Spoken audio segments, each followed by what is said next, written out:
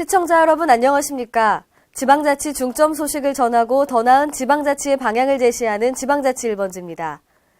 세종특별자치시 무궁화도시 사업을 이끌어갈 무궁화 서포터즈 무궁화리가 발족했습니다. 세종시는 지난 5일 세종시청에서 서포터즈 73명과 무궁화축제 유공자 등 90명이 참석한 가운데 발대식을 갖고 제1기 세종특별자치시 무궁화 서포터즈가 공식 활동을 시작했습니다.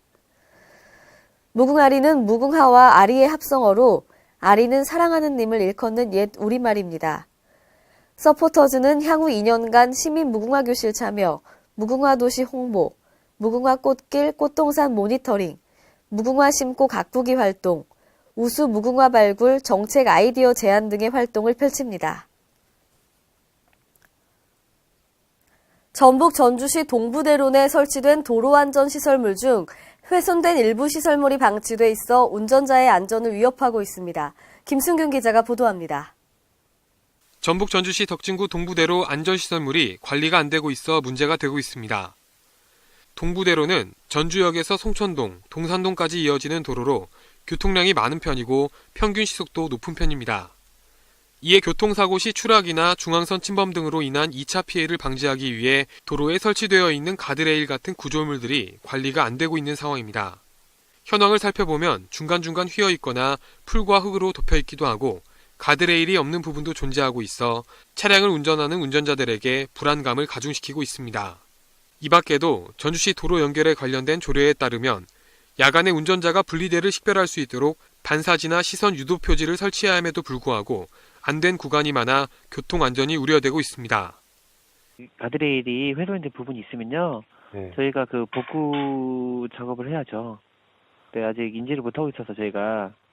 전주시 덕진구 건설과 관계자는 모든 구간에 할 수 있으면 좋겠지만 재정적으로 어려운 부분이 많다며 위험하다고 여겨지는 부분이나 사고 다발 지역에 최대한 설치하려고 노력하고 있다고 말했습니다. KLN 김승균입니다. 선박건조 물량 수주절벽으로 운영위기에 처해 있는 현대중공업 군산조선소 문제에 대한 해결 방안을 모색하기 위해 긴급토론회가 열렸습니다. 유희광 기자가 보도합니다. 군산조선소 도크 폐쇄가 기정사실화되어가고 있는 가운데 전북 정치권이 군산조선소 위기 극복을 위한 해결책 모색에 나섰습니다. 5일 국회의원 회관에서는 전북 지역 국회의원들과 군산조선소 협력업체 대표 및 근로자들이 참여한 가운데 군산조선소 위기 극복을 위한 긴급 토론회가 열렸습니다. 이날 토론회에는 국회 장병환 산업통상자원위원장, 조경태 기획재정위원장, 김관영 의원 등을 공동주최로 개최됐습니다. 토론회에서 김관영 국민의당 의원은 군산조선업이 무너지면 경기 침체로 그치지 않고 전라북도와 국가경제에 악영향을 끼치게 될 것이라며 조선업이 힘들다고 기업이 경영 논리로 지역경제를 나몰라라 해서는 안 된다고 지적했습니다. 도크가 울산에 10개, 군산에 하나 있는데 군산에 2개만 있어도 이렇게 애절하지는 않습니다. 2개 중에 하나 폐쇄하고 하나 운영하다가 나중에 경기가 좋아지면 하나 살리겠다 하면 그거는 좀 받아들일 수도 있습니다. 이어 최현성 국립군산대학교 교수는 안이하게 대처한 대우조선 해양 사태가 군산조선산업의 위기를 초래한 원인이고 군산은 정부 지원에서 소외됐다며 정부에서 조기 발주하는 물량이 동남권 조선단지에 집중되는 만큼 현대중공업에서 수주하는 대형상선, 유조선 물량을 군산조선소에 우선 배정하는 긴급조치가 필요하다고 강조했습니다.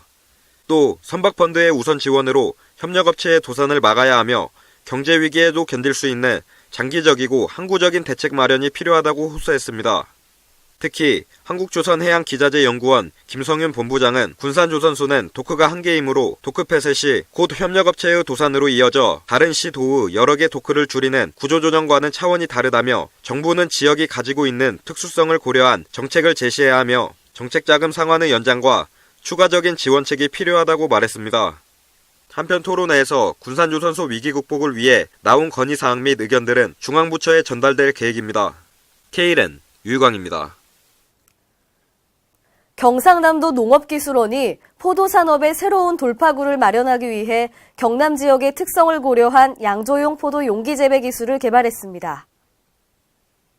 경남도 농업기술원이 농산물 개방으로 침체한 포도산업 경쟁력을 높이기 위해 와인 제조 양조용 포도 용기 재배 기술을 개발해 농가에 보급합니다. 양조용 포도재배법은 180리터 용기에 일반 흙과 굵은 모래를 5대5로 섞어 전목 포도 묘목을 심은 뒤 계량 일자형으로 표준 재배하는 방식입니다. 뿐만 아니라 양조용 포도는 생과용보다 10일에서 20일 후 수확할 경우 당도를 크게 높일 수 있어 양조용으로 충분한 활용도를 갖췄다고 덧붙였습니다.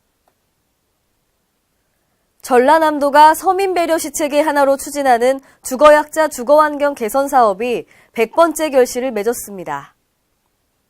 전라남도와 대한주택건설협회 광주 전남도지회는 지난 29일 전남 화순군 동면에서 주거약자의 불편한 주거 구조를 개선해 100번째 입주식을 가졌습니다. 올해 초부터 모두 10억 원의 사업비를 들여 추진하고 있는 주거환경 개선 사업은 연말까지 모두 110여 곳을 마무리할 계획입니다. 전라남도는 붕괴 위험이 있거나 시설이 열악한데도 돈이 없어 집을 보수하지 못하는 서민들을 위해 내년에는 사업을 확대해 140호를 계획하고 있습니다. 전라북도 남원시가 문화관광 해설사와 안내사들의 지식 서비스 제공 및 능력 함양을 위해 문화관광 해설자료실인 남원공부방을 설치했습니다. 남원공부방은 관광협의회 로비의 3평 규모로 설치됐으며 남원 문화와 관광 환경을 이해하는 데 도움이 될 전문 도서 400여 권과 남원 문화원 등에서 출간한 향토 자료서 및 간행물 등이 비치돼 있습니다. 또한 해설사 안내사들의 연구 결과를 수록할 PC가 설치되어 있어 남원 문화와 관광의 연구 DB로 활용되고 관광객들을 위한 관광 도서관 기능을 겸할 것으로 기대됩니다. 현재 남원시에는 관광 해설사 15명, 관광 안내사 8명이 주요 관광지를 안내하고 있습니다.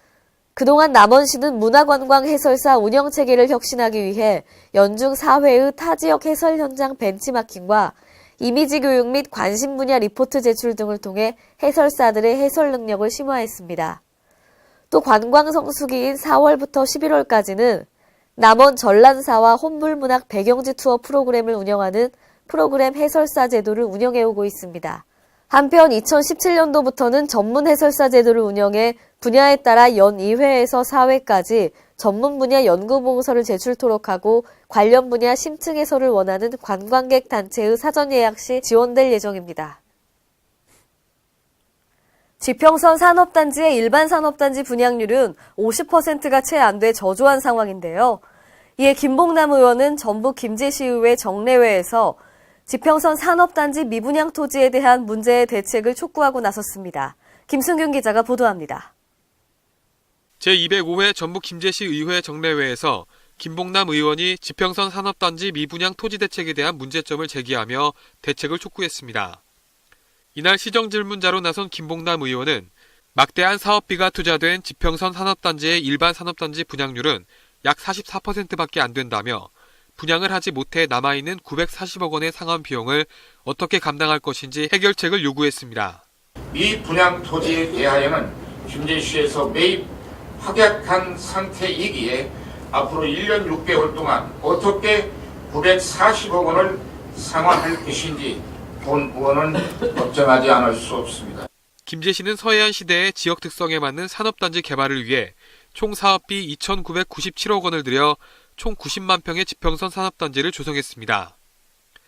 이에 김제시장은 부산권, 영남권, 충청권을 대상으로 규제 개혁과 선제적 행정 지원으로 차별화된 홍보 전략을 펼칠 계획이며 특히 분양가 20% 지원, 시설 투자 지원 업종 확대, 분양 성과금 지원을 통해 기업 투자 유치에 총력을 기울이겠다고 말했습니다. 또한 산업부와 전라북도, 한국생산기술연구원 등 유관 기관과 협력 네트워크 구축을 통해 분양률을 높이는 데 힘쓰겠다고 말했습니다. K랜 김승균입니다. 최근 일어난 대구 서문시장 화재는 노후한 점포들이 붙어있고 시장 구조도 복잡해 대형 화재로 이어졌는데요. 전라북도 내 전통시장도 좁고 낮은 통로, 점포가 밀집된 건물 환경이 비슷해 상인들의 불안감이 커지고 있습니다. 유희광 기자가 보도합니다. 최근 대구 서문시장 화재로 인해 점포 679곳이 전소되면서 화재보험에 가입하지 않은 일부 상인들은 이렇다 할 보상도 받지 못하면서 일터를 잃고 당장 거리로 나앉게 생겼습니다. 이러한 가운데 전라북도 전주 지역 전통시장에서 화재가 발생했을 경우 이 같은 상황이 발생하는 것은 시간 문제일 것이라는 우려의 목소리가 높아지고 있습니다. 이곳은 전북 전주시에 위치한 모래내 시장입니다. 이곳에는 장을 보러 온 사람들과 상인들로 북적이고 있습니다. 그러나 시장을 방문한 사람들은 노폭이 좁아 화재 발생 시 제대로 된 대피로 확보도 어려운 실정입니다. 또 좁고 낮은 통로 탓에 화재 시 소방차 진입은 아예 불가능하고 그나마 있는 소화전도 언제 어디서 발생할지 모르는 화재에 대응하기엔 턱없이 부족합니다. 이와 함께 비를 막기 위해 임시로 설치된 천막은 가연성 재질로 유사시 불을 진화하는데 장애물로 작용함은 물론 점포가 밀집된 시장 안 옥상에는 LPG통이 질비해 만약 가스통이 폭발할 경우 대형 참사로 이어질 우려가 아주 높습니다. 한만 먹었다면 그냥 연쇄적으로 그냥 저쪽 탁이라고 저쪽으로 가. 예. 다 노출해. 100% 더 위에 이쪽으로 올라가 싹 하나 이쪽으로 가서 한 집마다 저희 위에 올라가면 다 가스통들이 저기 보면. 터져버리면 호수는 무방비잖아요. 예. 거기서 터져면 가스통이 계속 다 날아가 버리는 거죠. 옥상 가스통은 그냥 솟아오르고 그냥 밑으로 터지든가. 예. 하지만 상황이 이러한데도 화재 진화를 위한 기초 소방시설 설치 미흡과 동시에 각 상점에는 소화기조차 비치되지 않은 곳이 많습니다. 전북의 대표적인 남부시장과 동부시장 등도 사정은 비슷합니다. 특히 소상공인 시장진흥공단에 따르면 지난해 전주 시내 10개 전통시장에 대한 화재보험 가입률을 조사한 결과 점포 2,343곳 중 543곳만이 보험에 가입한 것으로 알려졌습니다. 이는 보험회사의 화재보험 가입 기피와 1년에 100만 원이 넘는 비싼 보험료로 상인들은 가입의 엄두도 내기 어려워 화재 피해가 발생해도 보상을 받기는 어렵습니다. 이렇듯 가뜩이나 전통시장을 찾는 사람들의 발길도 줄어가고 있는 상황에 화재 발생 시 상인들은 그대로 그 피해를 떠안아야 하는 현실을 피해갈 수 없습니다. KLN 유희광입니다. 행정자치부는 지난 5일 경주시 화백 컨벤션 센터에서 2016 대한민국 자원봉사대상 시상식을 개최했습니다.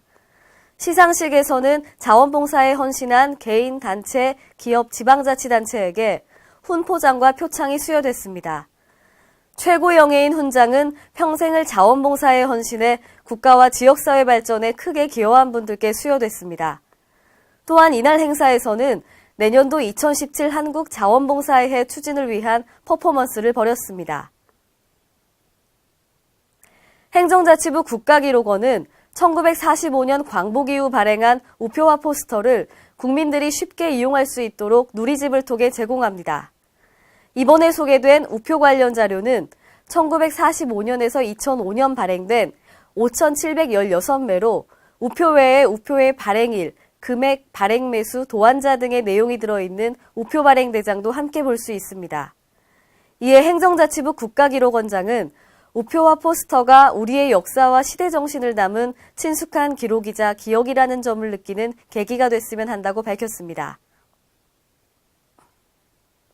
이상으로 지방자치 1번지를 마칩니다. 시청해주신 여러분 고맙습니다.